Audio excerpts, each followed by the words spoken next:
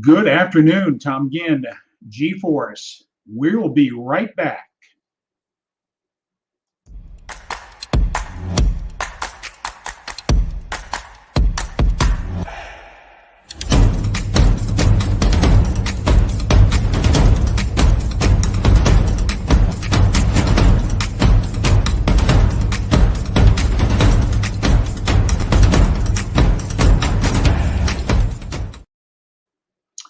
Good afternoon. G-Force Monday. G is for gratitude. I tell you what, I haven't been on the last 2.5 weeks. I shared with you, I lost a dear friend in business, and I've been helping do some transition in our group called Elevate Your Profits and Services, and reaching out to people that were Chuck was very close to, and making some decisions what we're going to do with our excellent business forum that we run here in the Milwaukee area. Chuck is still well loved, and we did a special service for him the other day, and we talked about the Chuckisms that he was famous for, and hopefully we'll all be remembered for our isms. That the things we said mean something, and that when you think of Chuck Harris, you can think of many different things he used to say that would cause you to think, cause you to stay on task, those type of things of importance. So, and that sort of leads into what I want to talk about today, is utilizing the principles out of this book, Pushing Up People by Art Williams. Now, a little history about myself. I came from the financial service arena, left the corporate world, had a path mapped out for me in contract negotiations and labor movement, and in California, and I recognized that wasn't my calling. So I decided to go into the financial service industry. I was introduced to the opportunity. It made a lot of sense for me, especially with my relationship with money and my belief systems. And I came to find out I wanted to teach these principles, and I made my career up to this date in and around helping people win with money in many different factors. From the financial coaching, used to do the product services, all that. But today I'm doing some other things totally in relationship that just improving people's lives. And I remember my first sit down with Art Williams, and this is one of the things that's what's your why. He didn't use the word that Simon Sinek used, know your why. He called it the crusade. What is your purpose? What is your thing that you're willing to put everything on the line for, all the way up to what are you willing to die for? There's many things you're not willing to die for, but there's some things you would die for. Your family, your God, your country. Those are things that are very important. And so having a real crusade or purpose in life is going to drive you to where you want to go. But pushing up people is if you're building a business, it's so important to understand your greatest asset are your people. And it's always a place of reflection. What are your habits? What are the things you do? How do you treat people? What type of expectations do you hold for your people? What are you doing to hold expectations to yourself so that people respect you and trust you? It's a key element. And I'll share with you here in a moment where that concept came from. But pushing up people is a critical element, not only in business, but in life. Always leaving people in a better place. Always leaving people in a better place is so important. But I want to make an announcement about tonight. Mark Gassert and I are going to be talking about the principles from Nick Saban, the coach at Alabama. But this talk that he did, and I've attended many seminars, workshops, training speeches, countless, and the things I've learned from people, and bits and pieces of this. But in his speech, we're going to cover those principles tonight in Elevate Your Profits. And we just encourage you to turn on your notifications. We're going to go through some key elements, and we're also going to provide access to that speech. And you'll definitely want to get that. So join in tonight, because you can take just that speech, reevaluate what you're currently doing, and get a better understanding how to build a championship organization. And it's about people, how to build teams. What are the standards? How do you get people to do that? So we'll be covering those principles. So so turn on your notifications tonight. Elevate Your Profits. Mark Gassert and I are going to dissect that talk. We're going to make that link available to you so you can have it, learn from it, use those principles, share them with your team, share them with your other business colleagues, because it's that important. Most businesses make mistakes of not putting people first. And that's what Art Williams talked about here. And we're in the month of January, we're going to dive pretty deep in this book and cover some of these principles, because it's only through awareness are we able to see where we're at. Are we on the right path, or what sort of course corrections do we need to make? And it's only through awareness. So hopefully today, just tag and share this out, because somebody may get something here, say, I'm now more aware, now I need to go do and find out more about whatever the case may be. This whole platform is to help people better understand the principles of gratitude in all areas of your life. And in business, it's so important.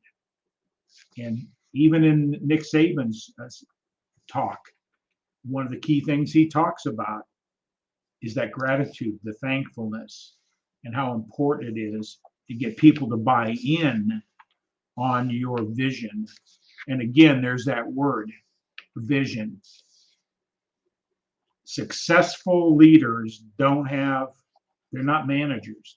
They have goals, but they're always in relationship to a vision.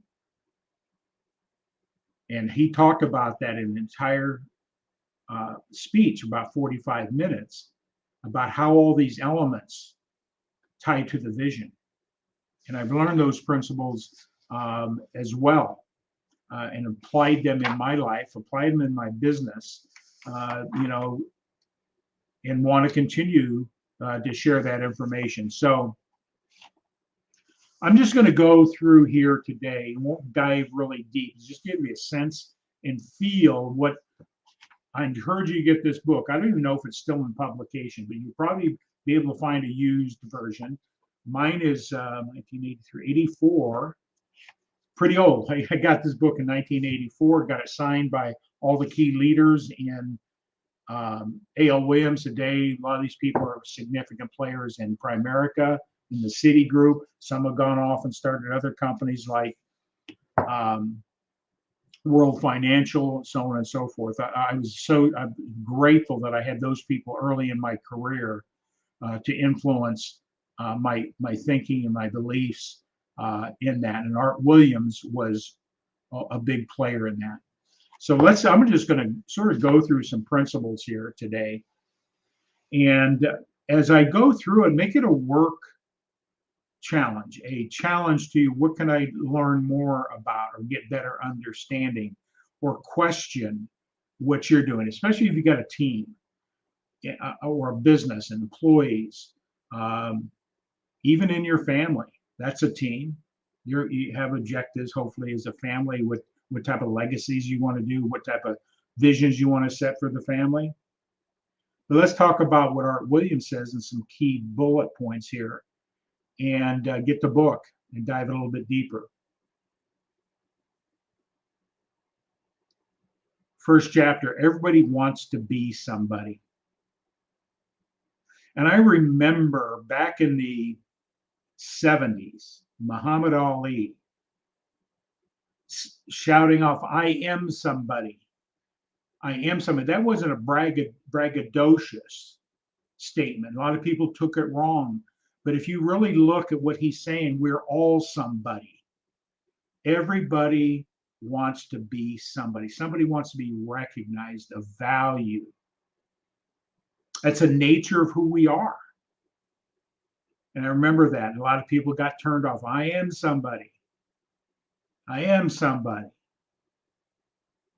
Keep in mind, you've got to shout that out to yourself. I am somebody. The more you shout it to yourself, the more you believe. And guess what? You change everything. Do you believe that you are somebody? Do you believe you have purpose? Do you believe you have a strong why to make a difference in life for your family, your business, the individuals you run across? Keep in mind, this is a human trait that we all have. We all want to be recognized. We all want to be seen. So everybody wants to be somebody.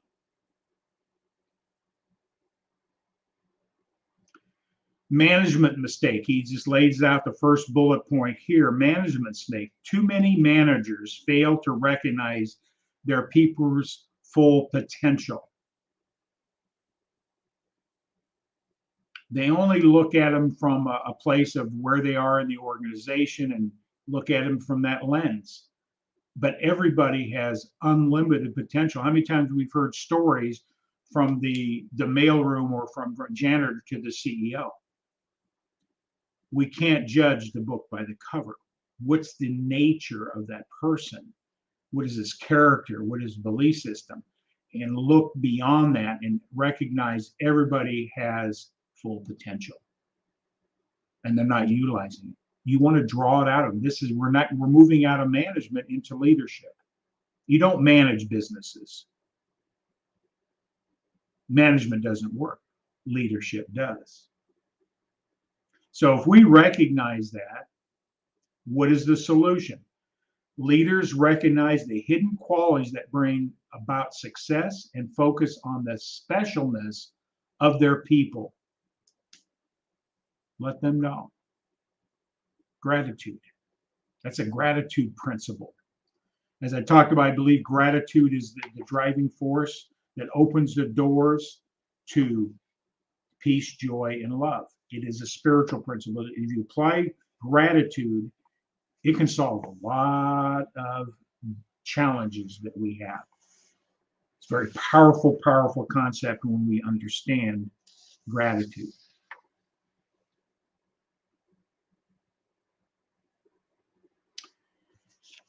And, there's more to the next point here. There's more to a person than what's on his resume.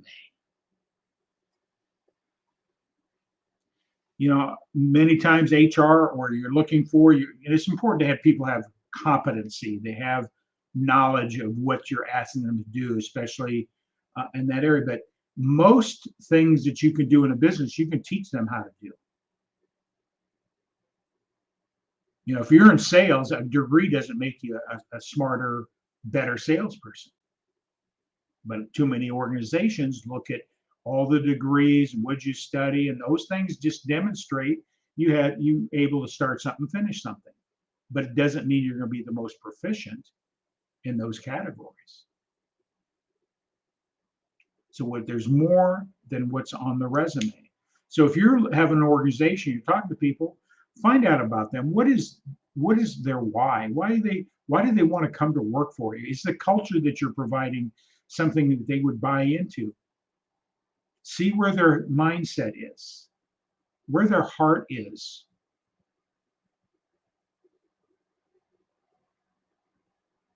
And there's more to what's on the resume. People's life experiences could be the thing that will carry your organization to the next level because they've gone through adversity. They've had experiences of failure and success, and failure is not failure. Failure is just an opportunity to learn and get better. So I'd rather look at somebody who tries things over and over again, and as long as they're progressing in an upward momentum, they're learning. That's the type of person I want to have to be associated with. They don't quit at the first obstacle. Push-up principle, he talks about here. Inside qualities are more important than the outside qualities. There's a lot of tangible things that determines where that person is going to be able to get your team to a championship. And I was saying that from a metaphor, taking it to the next level.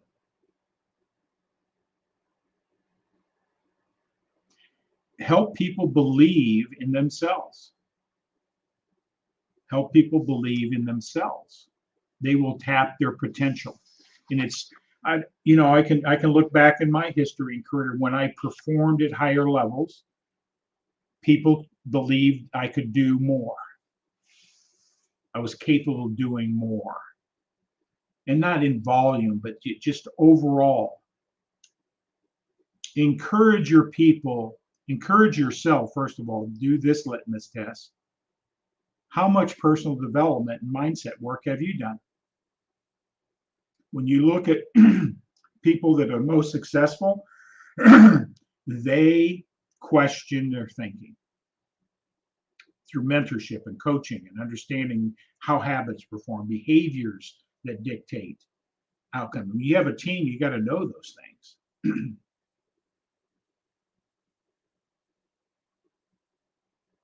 So you have to ask yourself, what are you doing to grow? If you're doing it, you can encourage your people to grow because you're the example they're looking at. If you say you need to grow, you need to do X, Y, and Z, are you doing it? Have you done it? Will you continue to do it? Because first breakdown in an organization is respect. First breakdown. Because if that breaks down, there's no trust. If you want to build a strong team and push people up, live pushing yourself up. Hold yourself to a standard that you want your other people to hold them. Believe in them. They have more potential. You have more potential. So it sort of becomes that dialogue and encouragement. Yes, we've got deadlines. We've got to have that X, Y, and Z done, and we have to get revenue. We have to do all sorts of things. But those things become easier when we recognize the power of people's fullest potential. I got a comment coming in here, so I just want to acknowledge that. Hi, Sandy. How you doing? If we don't chat and don't come on here between now and Christmas, have a Merry Christmas. Tag and share your friends. And because I'm an entrepreneur, been an entrepreneur in business for myself, even though I held sales roles for some other company, sales management, that you're an entrepreneur, you're in business for yourself. If you think the company's going to generate all your success and leads and relationship, that's wrong. You have to treat it as if your own business. And if you take these principles in this book and you have employees, they start treating it as their business. They buy into your leadership. They manage it themselves as a business. And that only comes through you being a mentor, an example, and believing in people. Push-up principle. Victory in the free enterprise system goes to a different kind of person than most people think. Victory in the free enterprise system. And here, this is really probably talking that solopreneur, entrepreneur, because we're in the free enterprise system. And it does go to a different type of person than we think. When we look at success, we make value judgments that person's smarter, or they got more degrees, or they were lucky, or you can go on and on. But when you study what causes people to be successful, there's some innate traits that you should be looking for, and they demonstrate. And you could probably see those yourself. First trait, they don't expect something for nothing. It's going to take a sacrifice. It's going to take a price to pay. It's going to take some work. The word easy is wrongly used. Nothing is easy. Nothing is easy. Life isn't easy. the road less uh, um, traveled. First words: life is not easy, or life is not fair. And we come into that knowing that we're going to have obstacles, challenges, things that life's going to give it. Are we going to be in the circumstance, or are we going to be working towards the vision? And things I've taught, some of the leaders I've learned from, and Nick Saban talks about that in his speech. And Mark and I are going to cover that a little bit deeper.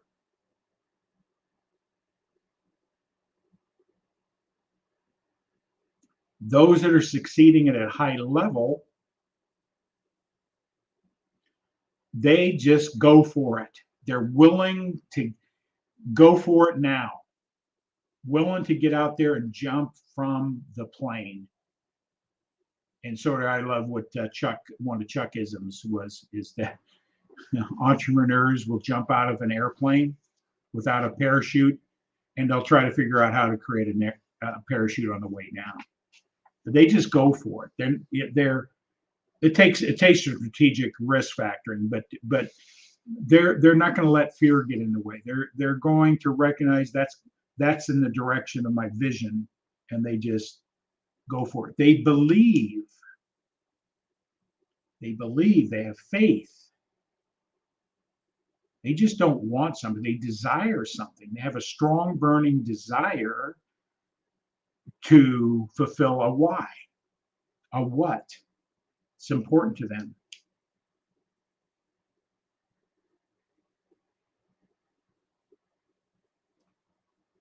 Another push-up principle. The key to victory is the will to win.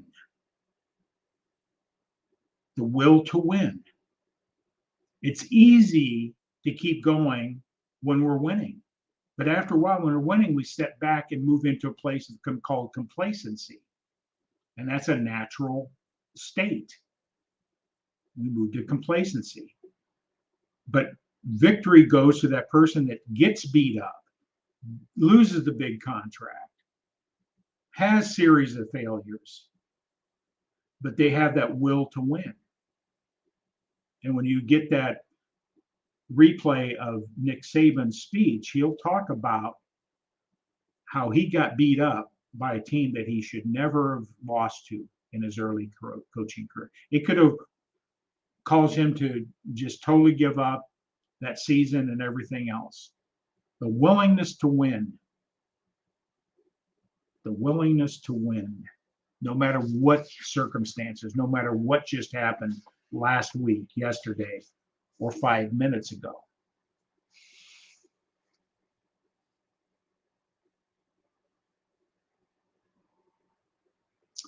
Also, people want more than a job. They want more from a job than money. They want to feel significant. They're contributing, no matter what level they are. It could be the janitor in the warehouse or in the back room, the server, the cash register attendant. It could be the executive. It could be anybody. People will stay with a company if other conditions are met. Yeah, it's a competitive world. Companies are out there trying to rob talent from one organization to another, and that's part of it as well. In a way, when somebody's robbing, when I was one of the types of business I had, if somebody tried to rob my people, I always won because just the nature of our business. But more important, how are you going to keep and draw and attract the right people? Fill their needs besides money. Recognition, they're important, they're contributing, they're valued. See, it's your people that are going to control your destination or destiny.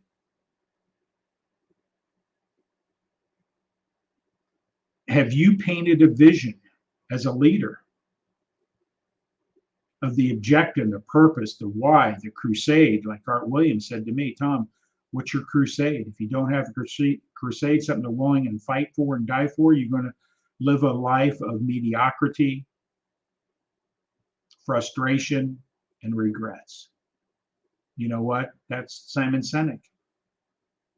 Your why.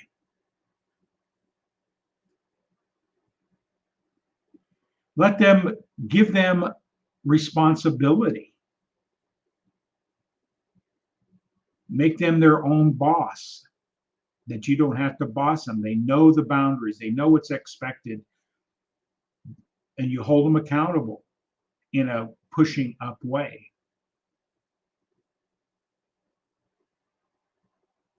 What's really important is, do your people really believe in the mission of what you're providing them in the form of an opportunity or a position? Those are three basic desires that we all have.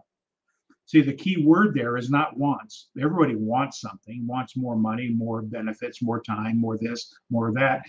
Wants have nothing to success. What do you desire in relationship? See, everything we do is at an emotional level. Everything, even booking an appointment, even the most analytical person makes their decisions first on emotion, and then they use their logic and reason and to justify why they made an emotional decision.